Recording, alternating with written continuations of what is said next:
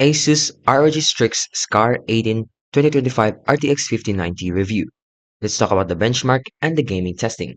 So first, what is this laptop?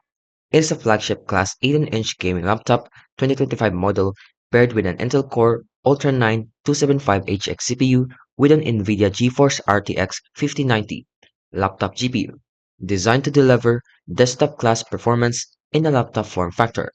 It is suitable for AAA gaming and heavy creative workloads. So let's talk about the pros. It offers top-tier gaming performance, which is 1440p and 6000p and high settings, which runs on the RTX 5090 easily running modern game titles. It is also excellent for creative and productivity workloads. The CPU plus the GPU combo handles video editing, 3D rendering, and heavy multitasking, which is a good match if you also do content creations, besides gaming. And for the display and build quality as well, it offers high refresh rate and offers great color and HDR. It is also balanced for the thermal and the power for a laptop, which has a cooling design. And it has a versatile use case because of its raw power. It's not just for gaming as well.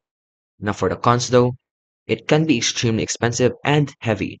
So as a top-end flagship laptop, the cost and portability are a trade-off.